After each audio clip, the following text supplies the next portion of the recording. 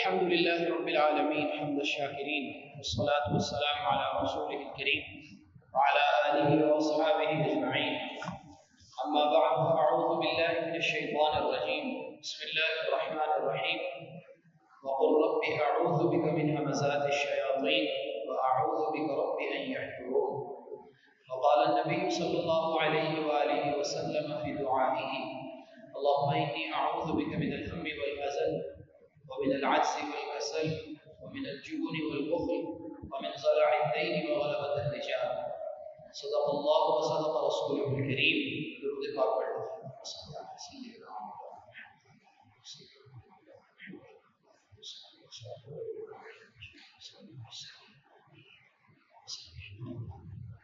خواتین و حضرات، نمازی بھائی اور بہنوں، رسول اکرم صلی اللہ علیہ وآلہ وسلم رحمت للعالمین ہے. چنانچہ آپ علیہ السلام نے اپنی امت کے لیے بہت سی چیزیں اللہ سے مانگی ہیں کہ وہ چیزیں اس امت کو عطا ہو جائیں، اور بہت سی چیزوں کے بارے میں اللہ سبحانہ و تعالی کی پناہ ہے. یعنی اللہ سبحانہ و تعالی اپنی دعا میں نبی علیہ السلام نے ہمیں یہ سکھایا ہے کہ اللہ تبارک و تعالی کی پناہ میں آؤ ان چیزوں سے. اب اللہ کے رسول صلی اللہ علیہ وآلہ وسلم تو بخشے بخشائے ہیں. سرکار دو عالم صلی اللہ علیہ وآلہ وسلم کو تو ان میں سے کسی چیز کی ضرورت نہیں تھی، تو آپ نے ان چیزوں کو اپنے لیے مانگا ہے، لیکن حقیقت میں تعلیم اس امت کو دی ہے کہ تم اللہ تبارک و تعالی سے مانگتے بھی رہو، اور مصیبتوں، بلاؤں، پریشانیوں، آفتوں اور بیماریوں سے اللہ سبحانہ و تعالی کی پناہ میں بھی آتے رہو. چنانچہ اگر ہم اس اعتبار سے قرآن و حدیث کا مطالعہ کریں تو صرف احادیث مبارکہ ہی میں دیکھیں تو 50 سے زیادہ چیزیں ہیں جن سے اللہ کے رسول صلی اللہ علیہ وآلہ وسلم نے پناہ مانگی ہے. یعنی وہ چیزیں جن سے اللہ کے رسول صلی اللہ علیہ وسلم نے پناہ مانگی ہے اور جن کا تذکرہ مختلف احادیث میں ہے، ان کی تعداد 50 سے زیادہ ہے، اور بعض نے ان کو گنا ہے تو وہ 111 بنتی ہیں کل چیزیں. اب ظاہری بات ہے کہ اس مختصر سے وقت میں ان ساری چیزوں کا تذکرہ تو نہیں ہو سکتا، تو ان میں سے جو بہت اہم چیزیں ہیں ان کا تذکرہ انشاءاللہ کریں گے. اس سے پہلے ایک اور بات ہمیں سمجھنی چاہیے، وہ یہ ہے کہ ہمارے ہاں ایک یہ غلط فہمی پائی جاتی ہے کہ دین اور دنیا علیحدہ علیحدہ ہے. دین کا علیحدہ تصور ہے، دنیا کا علیحدہ تصور ہے. جب کسی شخص کو کوئی بات بتائی جاتی ہے تو وہ کہتا ہے جی یہ تو دنیا داری کے معاملات ہیں، تو دینی معاملات تو نہیں ہے نا، دنیا داری کے معاملات میں تو ہم آزاد ہیں. تو دیکھیے، یہ ایک غلط فہمی ہے دین کے بارے میں. ہمارا دین سارے کے سارے شعبہ حیات کو شامل ہے. کوئی شعبہ زندگی کا ایسا نہیں ہے جس کے متعلق نبی علیہ السلام نے ہمیں تعلیمات نہ دی. پھر دوسری بات یہ ہے کہ ان دعاؤں سے یہ پتہ لگتا ہے کہ اللہ کے رسول صلی اللہ علیہ وآلہ وسلم کو اپنی امت کی دنیا کی بھی فکر تھی، آخرت کی بھی فکر تھی. اللہ کے رسول صلی اللہ علیہ وآلہ وسلم نے اپنی امت کو یہ تعلیم دی ہے کہ جو چیزیں تمہاری دنیا کے لیے ضروری ہیں وہ بھی اللہ تبارک و تعالیٰ سے مانگو، اور جو آخرت کے لیے ضروری ہیں وہ بھی اللہ سبحانہ و تعالیٰ سے مانگو. چنانچہ دیکھیے، اللہ کے رسول صلی اللہ علیہ وآلہ وسلم یہ دعا کیا کرتے تھے: اللہم انی اعوذ بک من الہم والحزن. اے اللہ، میں آپ کی پناہ میں آتا ہوں غم سے، اور میں آپ کی پناہ میں آتا ہوں فکر مندی سے. یعنی ایسی فکر مندی جو میرا سارے کا سارا وقت ہی لے لے، اور ایسا غم جو میرے جسم ہی کو گھائل کر دے. میں اللہ آپ کی پناہ میں آتا ہوں. اللہم انی اعوذ بک من الہم والحزن واعوذ بک من العجز والکسل. اے اللہ، میں آپ کی پناہ میں آتا ہوں عاجزی سے، کہ میں کام کرنا چاہوں لیکن کام نہ کر پاؤں، عاجز ہو جاؤں کسی بھی وجہ سے، میرا ذہن کام نہ کرے. اب اللہ کے رسول صلی اللہ علیہ وسلم تو ہمارے لیے مانگ رہے ہیں نا، تو گویا کہ جو میں تشریح کر رہا ہوں وہ اپنی ذات کو سامنے رکھ کے کر رہا ہوں. تو دعا کا مطلب یہ ہے کہ اللہ، میں آپ کی پناہ میں آتا ہوں اس بات سے کہ میں عاجز ہو جاؤں، والکسل، اور میں آپ کی پناہ میں آتا ہوں اس بات سے کہ میں سستی کا شکار ہو جاؤں. کچھ لوگ کام ہی نہیں کر پاتے. اللہ تبارک و تعالیٰ نے مضبوط جسم دیا ہوا ہے لیکن جسم پہ ایک سستی سی چھائی رہتی ہے. تو اللہ کے رسول صلی اللہ علیہ وسلم نے ہمیں سکھایا اس سے بھی اللہ کی پناہ مانگو. پھر فرمایا وَأَعُوذُ بِكَ مِنَ الْجُبُنِ وَالْبُخْلِ، اور اے اللہ میں آپ کی پناہ میں آتا ہوں بزدلی سے. ہر وقت ڈرا ہوا ہے، اپنے اندر ایک ڈر ہے، اس ڈر کی وجہ سے نہ کسی دینی کام کے لیے نہ کوئی غیرت آتی ہے، حمیت آتی ہے، اور کسی جگہ انسان حق کے لیے کھڑا ہی نہیں ہو پاتا. بس کیا ہے کہ خوف ہے، بزدلی ہے. والبخل، اور اے اللہ میں آپ کی پناہ میں آتا ہوں اس بات سے کہ میں بخیل ہو جاؤں، کنجوس ہو جاؤں. کنجوسی اس کو کہتے ہیں کہ جس جگہ پہ خرچ کرنا ضروری تھا انسان اس جگہ پہ بھی خرچ نہ کرے، جس جگہ خرچ کرنا چاہیے اس جگہ بھی انسان خرچ نہ کرے. تو یہ بخل ہے، یہ مال جمع کر کر کے رکھنا اور جس جگہ خرچ کرنے کی ضرورت ہے وہاں بھی نہ خرچ کرنا. یہ اللہ سبحانہ و تعالیٰ کی طرف سے ایک عذاب ہے. بعض لوگوں کے پاس مال ہوتا ہے لیکن ان کے حلیے سے یہ پتہ ہی نہیں لگتا کہ یہ مالدار لوگ ہیں. اللہ کے رسول صلی اللہ علیہ وسلم نے اپنے ایک صحابی کو دیکھا کہ بہت پرانے کپڑے پہنے ہوئے تھے. تو سرکار نے ارشاد فرمایا مال ہے آپ کے پاس؟ کہنے لگے جی ہاں الحمدللہ ہر قسم کا مال ہے، مال مویشی ہیں اور ہر اللہ کی نعمت ہے. تو آپ نے ارشاد فرمایا ان اللہ یحب ان یرا اثر نعمتہ علی عبدہ، اللہ اس چیز کو پسند کرتے ہیں کہ اللہ کی نعمت کا اظہار بندے کے اوپر نظر تو آئے. تو اللہ کے رسول صلی اللہ علیہ وآلہ وسلم نے ہمیں یہ بھی سکھایا اس سے بھی اللہ کی پناہ مانگو. وَأَعُوذُ بِكَ مِنْ زَلَعِ الدَّيْنِ وَغَلَبَةِ الرِّجَالِ، اور اے اللہ میں آپ کی پناہ میں آتا ہوں کہ میرے پہ قرض چڑھ جائے، اور قرض اتنا چڑھ جائے میرے اوپر، اتنا قرض چڑھ جائے کہ میں ادا ہی نہ کر پاؤں. وَغَلَبَةِ الرِّجَالِ، اور اے اللہ میں آپ کی پناہ میں آتا ہوں کہ لوگ مجھ پہ غالب آ جائیں، مجھے کوئی فیصلہ ہی نہ کرنے دیں، لوگ مجھ پہ غالب آ جائیں. اللہ کے رسول صلی اللہ علیہ وآلہ وسلم نے یہ امور اس ایک دعا کے اندر ہمیں سکھائے ہیں. پھر انسان کے اعضاء جب تک صحیح کام نہ کریں اور دین کے لیے انسان کو ممد و معاون نہ ہو تو ان کا کوئی فائدہ ہی نہیں. تو اللہ کے رسول صلی اللہ علیہ وآلہ وسلم نے 4 چیزوں کا ذکر فرمایا دوسری دعا میں. اللہم انی اعوذ بک من علم لا ینفع، اے اللہ میں آپ کی پناہ میں آتا ہوں ایسے علم سے جس سے مجھے نفع ہی کوئی نہ ہو. علم ہے لیکن عمل کی توفیق نہیں ہے، علم ہے لیکن غلط راہ پہ چڑھ رہا ہے اور غلط راہ پہ چل رہا ہے. تو یہ ارشاد فرمایا من علم لا ینفع ومن قلب لا یخشع، اے اللہ میں آپ کی پناہ میں آتا ہوں ایسے دل سے جو آپ سے ڈرے ہی نہ، جس کے اندر اللہ کا خوف ہی نہ ہو. ہر برائی، ہر گناہ، ہر بری بات کر گزرے، دل کی طرف سے کوئی آواز نہ آئے کہ برا کر رہے ہو، دل کی طرف سے کوئی پکار نہ آئے کہ اللہ کے سامنے کھڑے ہو کے جواب دینا ہے، دل کی طرف سے کوئی پکار نہ آئے کہ ایک دن جبار و قہار نے امتحان لینا ہے. وَمِن قَلْبٍ لَا يَخْشَعُ وَمِن نَفْسٍ لَا تَشْبَعُ، اور اے اللہ میں آپ کی پناہ میں آتا ہوں ایسے جسم اور نفس سے جو کبھی بھرے نہ، کماتا جا رہا ہے، کماتا جا رہا ہے، صبح شام ایک کرتا جا رہا ہے، نہ نماز کی ہوش ہے نہ دین کی ہوش ہے. کیا ہے؟ وَمِن نَفْسٍ لَا تَشْبَعُ، بھرتا ہی نہیں ہے. وَمِن دُعَاءٍ لَا يُسْمَعُ، اور اللہ میں آپ کی پناہ میں آتا ہوں ایسی دعا سے جو سنی نہ جائے، میں مانگوں قبول ہی نہ ہو. تو دیکھیے، غور کیجئے، یہ جو میں نے پہلی حدیث میں آپ کو امور بتائے ہیں ان میں سے کسی امر کا تعلق آخرت کے ساتھ تو نہیں ہے نا، دنیا کے ساتھ ہے. بزدلی ہے، بخل ہے، سستی ہے، غم ہے، یہ ساری کی ساری چیزیں ہماری دنیا کے متعلق ہیں. پھر معلوم نہیں، پتہ نہیں کون سے لوگ ہیں جو کہتے ہیں کہ جناب یہ جو مولوی ہیں یہ تو صرف آخرت کی بات کرتے ہیں، دنیا کی تو بات ہی نہیں کرتے ہیں، ان کو پتہ ہی نہیں ہے کہ دنیا کہاں پہنچ گئی ہے، اور یہ تو کچھ دنیا کے لیے بتاتے ہی نہیں ہیں. یہ سارے کے سارے امور جو رسول اکرم صلی اللہ علیہ وآلہ وسلم نے ہمیں سکھائے ہیں یہ ہماری دنیا ہی کے لیے ہیں. پھر اللہ کے رسول صلی اللہ علیہ وسلم نے ہمیں دعا سکھائی ہے. اللہم انی اعوذ بک من الفقر، اے اللہ میں آپ کی پناہ میں آتا ہوں تنگ دستی سے. اور ایک حدیث مبارکہ میں ہے اللہم انی اعوذ بک من فتنۃ الفقر ومن فتنۃ الغنا. اس پر ذرا غور کیجئے. ہمارے پاس پیسہ آتا ہے نا تو ہم میں سے کتنے لوگ ہیں جو یہ سوچتے ہیں کہ یہ آزمائش ہے. ہر بندہ یہ سوچتا ہے بھائی اللہ کا بڑا فضل ہے الحمدللہ. یہ اللہ کا فضل تو ہے, اس پر شکر بھی ادا کرنا چاہیے, لیکن یہ بھی تو دیکھیے یہ بھی ایک فتنہ ہے.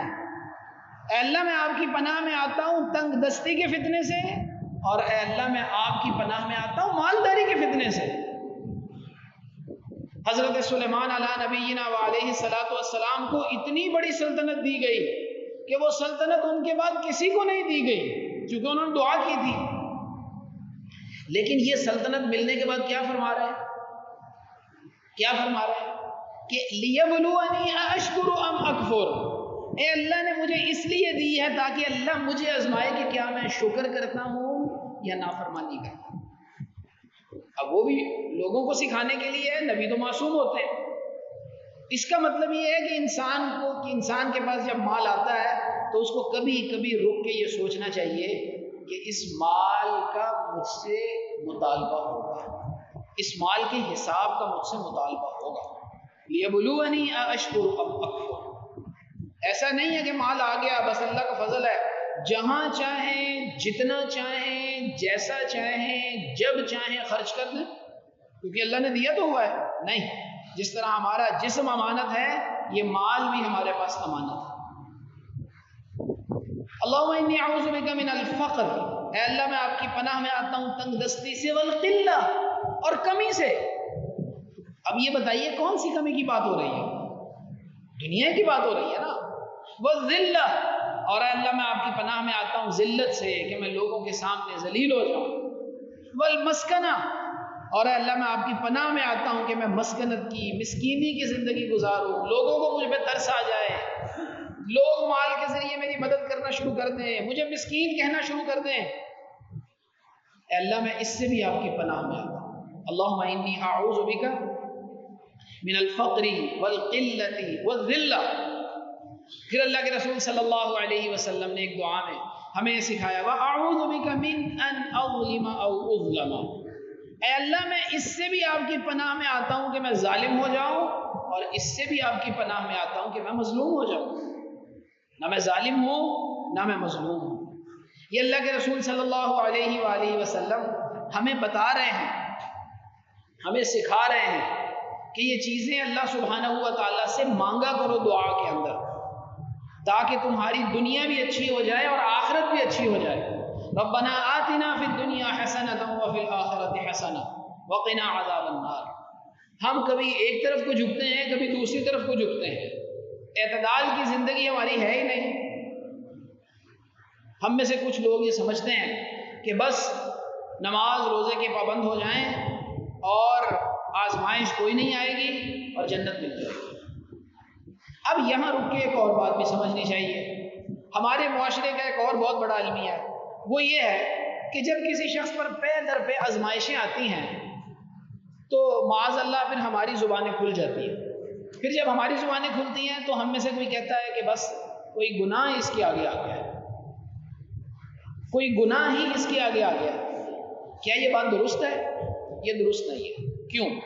اس لیے کہ اللہ کے رسول صلی اللہ علیہ وآلہ وسلم سے ایک مرتبہ یہ سوال کیا گیا کہ اللہ کے رسول صلی اللہ علیہ وسلم یہ بتائیے کہ سب سے زیادہ آزمائشیں کس پہ آتی ہیں.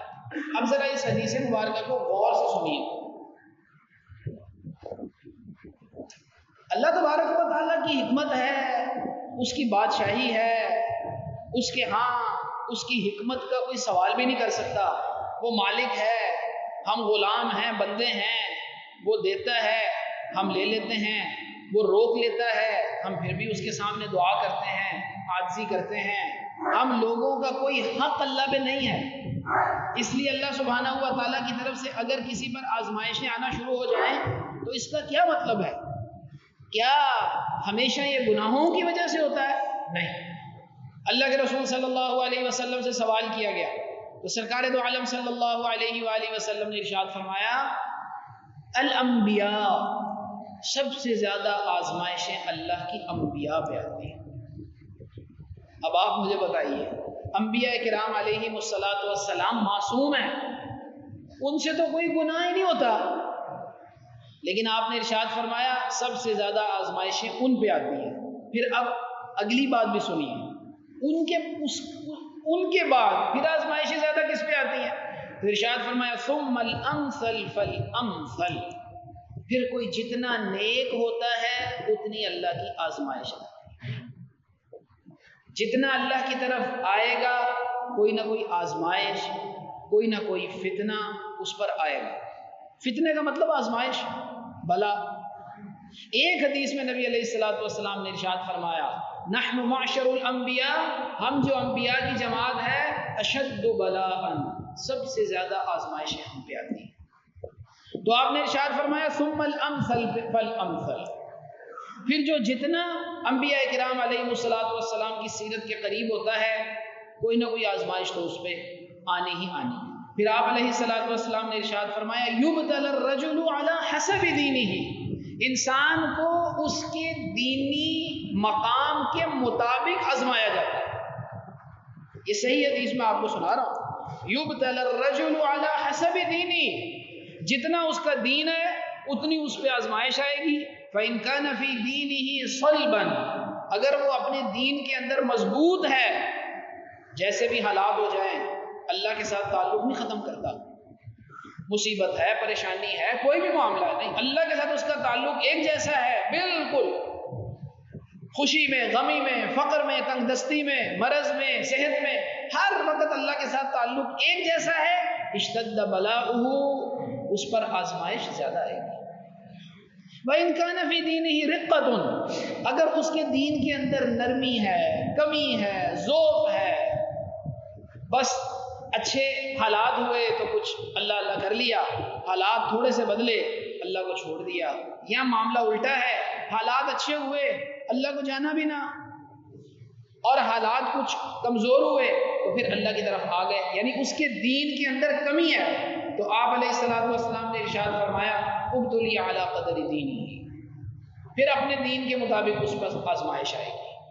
لیکن اس سے آگے جو رسول اکرم صلی اللہ علیہ وسلم نے ارشاد فرمایا، میری بہنیں اور میرے بھائی جن پر اللہ کی طرف سے آزمائشیں ہیں، ذرا اس کو غور سے سنیں، کتنی ڈھارس بندتی ہے کہ ہمارے محبوب آقا محمد عربی صلی اللہ علیہ وآلہ وسلم ہمارے ان بہنوں اور بھائیوں کے بارے میں کیا ارشاد فرماتے ہیں۔ آپ نے ارشاد فرمایا فما یبرح البلاء بالعبد، کسی بندے کے اوپر اللہ کی آزمائش ٹلتی نہیں ہے، ہمیشہ وہ کسی نہ کسی آزمائش میں رہتا ہے، یہاں تک کہ حتی یترکہ، آزمائش ختم ہی نہیں ہوتی۔ تو آپ علیہ الصلوۃ والسلام نے ارشاد فرمایا یمشی علی الارض، یہ زمین پر چل رہا ہوتا ہے، وما علیہ خطیئۃ، اور اللہ کی ان آزمائشوں کی وجہ سے اس کے نامہ اعمال میں ایک بھی گناہ باقی نہیں رہتا، اللہ سارے کے سارے گناہوں کو معاف کرتا، کیونکہ آزمائش آ گئی۔ اللہ سے زیادہ عدل کرنے والی کون سی ذات ہے؟ اللہ سے زیادہ احسان کرنے والی کون سی ذات ہے؟ صحابہ کرام رضوان اللہ علیہم اجمعین، آپ تو غور کیجئے، ہمارے اوپر تو اگر کچھ حالات آتے ہیں تو اضطراری ہوتے ہیں نا، ہم چاہتے نہیں ہیں لیکن اللہ تعالیٰ کی طرف سے آ جاتے ہیں۔ خلفائے راشدین کا فقر تو اختیاری تھا، نبی علیہ الصلوۃ والسلام کا فقر تو اختیاری تھا، وہ چاہتے تو مکہ مدینہ کے پہاڑ سونے کے ہو جاتے، لیکن اللہ سے یہ مانگا کہ یا اللہ ایک دن کھانا ملا کرے میں شکر کیا کروں، ایک دن نہ ملا کرو تو صبر کر کے آپ سے دعا کیا۔ تو وہاں فقر اختیاری تھا، خود اللہ کے رسول صلی اللہ علیہ وسلم نے اللہ پاک سے مانگا تھا تاکہ جب میری امت کے اوپر کچھ حالات تنگ دستی کے آئیں تو جب وہ میری زندگی اور میری سیرت کو دیکھیں تو ان کی کچھ ڈھارس بن جائے۔ اس لیے اگر خدا نہ خواستہ کسی شخص کے اوپر کوئی آزمائش آئے، ہاں اس کو یہ حکم ہے کہ وہ یہ سوچے کہ میرے گناہ ہی کی وجہ سے آئی ہوگی، لیکن دوسرے کو حق بالکل نہیں ہے کہ اپنی مجلس کے اندر اس کے بارے میں یہ کہتے پھریں کہ دیکھیں جی کوئی نہ کوئی گناہ ہی آگے آتا ہے نا، ایسے تو نہیں نا اللہ کی طرف سے آزمائش آتی، اللہ پاک ایسے تو نہیں نا پکڑتے۔ یہ بات بالکل درست نہیں۔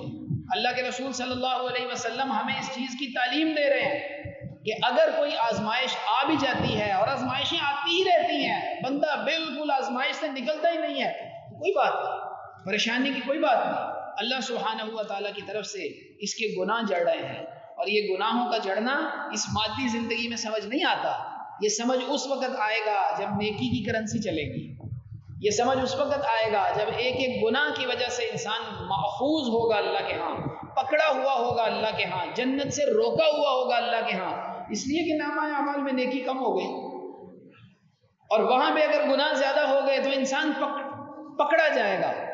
اس تناظر میں اس حدیث پر غور کیجئے کہ آپ نے ارشاد فرمایا وما علیہ خطیئۃ، اتنی آزمائش اللہ کی طرف سے آئی، سارے گناہ اس کے دھل گئے، سارے گناہ اس کے دھل گئے۔ پھر انسان کو آزمائش میں یہ بھی سوچنا چاہیے کہ کسی دوسرے شخص پر جو آزمائش ہے وہ مجھ سے بھی زیادہ ہے۔ عجب جہاں ہے کہ جہاں فرط علم میں کچھ وجہ تسلی ہے تو اوروں کے علم ہے۔ کسی دوسرے کی طرف دیکھیے، شیخ سعدی رحمۃ اللہ علیہ بغداد میں چل پھر رہے تھے اور خیال یہ آ رہا تھا کہ پاؤں میں جوتا بھی نہیں ہے اور لوگ میرا ادب کرتے ہیں، اتنے میں بغداد کی مسجد میں پہنچے تو ایک شخص کو دیکھا جس کے پاؤں ہی نہیں تھے، تو اللہ کا شکر ادا کیا کہ یا اللہ اگر پاؤں میں جوتا نہیں ہے تو آپ نے چلنے کی صلاحیت کے لیے پاؤں تو عطا کیے۔ تو رسول اکرم صلی اللہ علیہ وآلہ وسلم نے ہمیں یہ سکھایا ہے کہ یہ چیزیں اللہ سبحانہ و تعالیٰ سے مانگو۔ اب یہاں کچھ اور چیزوں کا بھی ذکر ہے اور وہ بہت اہم ہے۔ میں نے پچھلے خطبہ جمعہ میں آپ سے یہ ذکر کیا تھا کہ کہیں ایسا نہ ہو کہ ہماری یہ اولاد ہمارے لیے قیامت کے دن مواخذے کا سبب بن جائے۔ تو دیکھ لیجیے آج اللہ کے رسول صلی اللہ علیہ وسلم کی ایک دعا میں ذکر ہے، اللہم انی اعوذ بک من العیلہ، اے اللہ میں آپ کی پناہ میں آتا ہوں اہل و عیال کے فتنے سے، بیوی اور اولاد کے فتنے سے، کہ کہیں ایسا نہ ہو کہ یہ مجھے کسی گناہ میں مبتلا کرتا ہے۔ انسان بعض چیزیں نہیں کرنا چاہ رہا ہوتا، اولاد کی محبت میں بعض ناجائز امور کر بیٹھتا ہے، بیوی کے کہنے پہ بعض امور غلط کر بیٹھتا ہے، تو اللہ کے رسول صلی اللہ علیہ وسلم نے ارشاد فرمایا اس سے بھی اللہ کی پناہ مانگو۔ پھر ارشاد فرمایا اللہم انی اعوذ بک من الحرم، اے اللہ میں آپ کی پناہ میں آتا ہوں اتنی زیادہ کمزوری والے بڑھاپے سے جس میں انسان کچھ بھی نہ کر سکے، اس کو ارذل العمر کہتے ہیں، نہ انسان اٹھ سکتا ہے نہ بیٹھ سکتا ہے، دوسروں کے ہر سہارے پہ زندگی گزار رہا ہے۔ اللہ کے رسول صلی اللہ علیہ وسلم نے ارشاد فرمایا اس سے بھی اللہ کی پناہ میں آؤ۔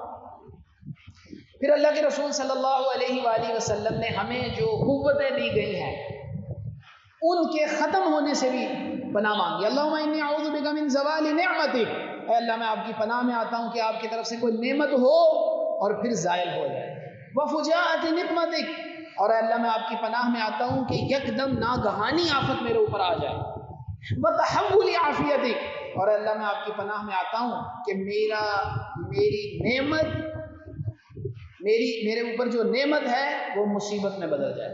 علماء نے لکھا ہے وتحول عافیتی کا مطلب یہ ہے کہ میرے پاس مال تھا اب فقر آ گیا، صحت مندی تھی ایسا نہ ہو کہ اللہ اس صحت مندی کے بعد پھر میں پکڑا جاؤں، بیماری میں آ جاؤں، وجمیع سخطی، اور اللہ میں آپ کی پناہ میں آتا ہوں اس بات سے کہ آپ کی ناراضگی میرے اوپر ہو۔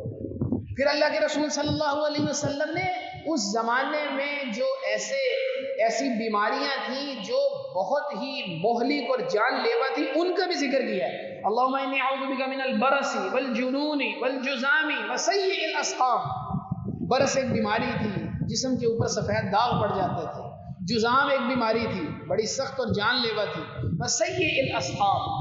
تو یہ دعا بھی مانگا کریں کہ اللہ تبارک و تعالیٰ کسی ایسی بیماری میں ہمیں مبتلا نہ کریں جس کے اندر جسم ہی سارے کا سارا گھل جائے۔ اب یہاں دو چیزیں، پہلی چیز یہ ہے کہ اب ظاہری بات ہے اتنی دعائیں تو ہمیں یاد نہیں ہو سکتی، تو ہم پھر اللہ سبحانہ و تعالیٰ سے کیا مانگا کریں؟ تو اس میں دو چیزیں، ایک چھوٹی سی دعا ہے، بسم اللہ الذی لا یضر مع اسمہ شیء فی الارض ولا فی السماء وہو السمیع العلیم۔ بہت سی باتیں ہم اپنی دنیا کے لیے یاد کرتے ہیں نا، تو اتنی سی دعا ہے، نبی علیہ الصلوۃ والسلام نے ارشاد فرمایا جو اس دعا کو صبح کو پڑھ لیتا ہے شام تک ناگہانی آفات سے محفوظ رہتا ہے، اور جو شام کو پڑھ لیتا ہے وہ صبح تک ناگہانی آفات سے محفوظ رہتا ہے۔ تو ایک وہ اس دعا کا اہتمام کر لیں، اس کے ساتھ ایک دعا اور ہے، اگر عربی میں یاد کر لیں بہت اچھی بات ہے، عربی میں نہیں یاد ہوتی اردو میں مانگ لیا کریں، اللہم انی اسألک من خیر ما سألک منہ عبدک و نبیک، اے اللہ میں آپ سے وہ ساری خیر مانگتا ہوں جو آپ کے نبی نے آپ سے مانگی، وَأَعُوذُ بِكَ مِن شَرِّ مَا عَاذَ بِهِ عَبْدُكَ وَنَبِيُّكَ، اور اے اللہ میں ان تمام چیزوں سے آپ کی پناہ میں آتا ہوں جن سے نبی علیہ السلام نے پناہ مانگی ہے۔ اب آپ اس کو اردو میں مانگ لیا کریں اگر عربی میں دعا یاد نہیں ہوتی تو ان دعاؤں کا ہم اہتمام کریں۔ یہ وہ چیزیں تھیں جن سے اللہ کے رسول صلی اللہ علیہ وسلم نے پناہ مانگی ہے۔ اس میں کچھ اور بھی چیزیں ہیں، کسی اور مجلس میں انشاءاللہ ان پر بھی گفتگو ہو جائے گی۔ اللہ سبحانہ و تعالیٰ سے دعا ہے کہ اللہ پاک ہمیں ہر قسم کے فتنوں سے محفوظ فرمائے۔ وآخر دعوانا الحمدللہ رب العالمین۔